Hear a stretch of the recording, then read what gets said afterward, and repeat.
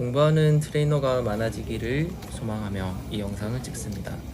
자, 오늘 제가 기능해부학을 공부하는 효율적인 공부 방법에 대해 설명을 드릴 텐데요. 첫 번째 방법은 여러 가지 서적을 동시에 읽어라 입니다.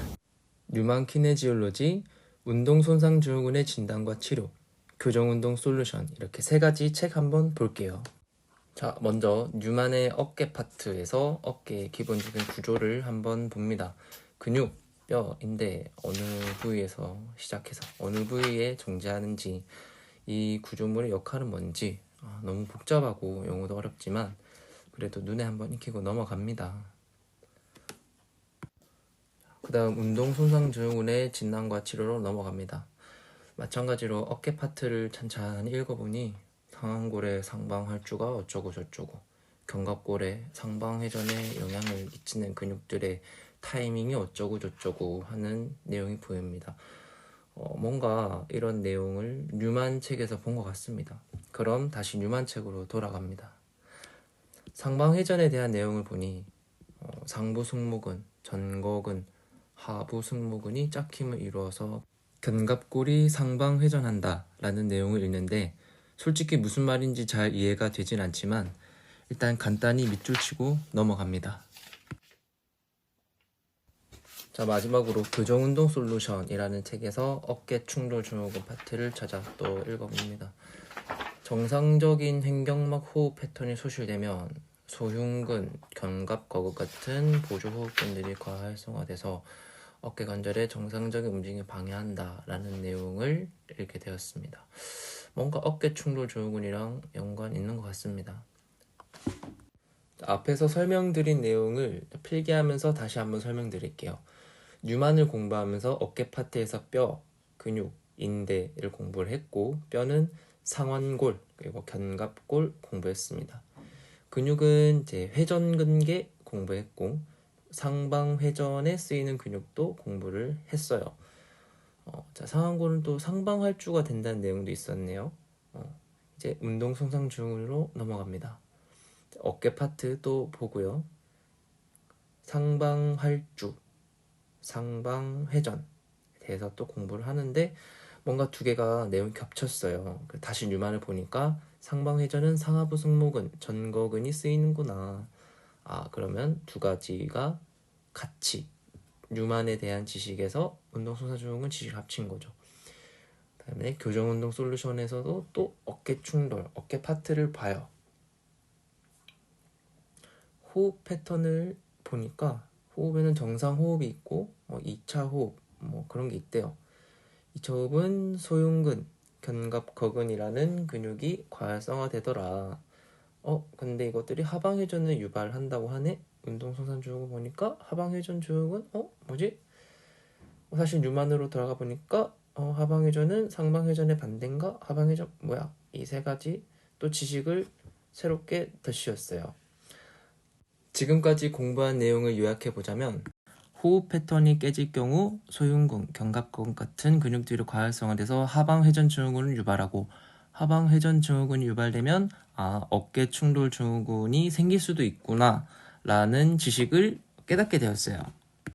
제가 방금 소개해드린 공부법을 한 문장으로 요약하면, 기능해부학을 베이스로 하여 다른 책에서 얻은 지식을 쌓아나가는 형식의 공부법입니다.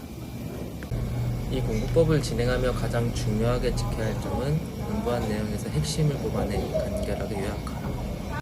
다시 한번 말씀드리자면 핵심과 간결함이 매우 중요합니다. 그 이유는 기억하기 쉽게 가공되어 뇌 속에 저장된 지식은 그 지식과 관련된 새로운 지식을 습득할 때 매우 도움이 되기 때문입니다. 뉴만을 보며 회전근개의 역할에 대해 간결하지만 핵심을 담아 제 나름대로 요약을 해보자면, 회전근개는 견관절의 움직임 동안 상완골두를 견갑골의 관절과 중심에 놓이게 하는 동적 안정성을 제공한다. 똑같이 간결하게 요약을 할지라도 여기서 핵심을 빼버리면 이런 문장이 나옵니다. 회전근개는 상완골의 외회전 또는 내회전을 담당하는 근육이다. 물론 간결하지만 회전근개의 핵심적인 동적 안정성을 유지하는 기능이 빠져있기 때문에 이 지식을 베이스로 다른 서적을 보더라도 기본 베이스 위에 새로운 지식을 쌓기 어렵습니다. 뉴만 책을 보며 우리는 책 속의 모든 내용을 다 기억할 수 없습니다. 또한 뉴만을 기본 베이스로 하여 새로운 지식을 계속해서 덧붙여 나가야 하기 때문에 공부한 내용의 핵심을 간결함과 결합시키는 것이 매우 중요합니다. 다른 내용을 예로 한번 들어볼까요? 자, 고관절 파트를 공부하며 대둔근과 중둔근에 대해 공부를 했습니다.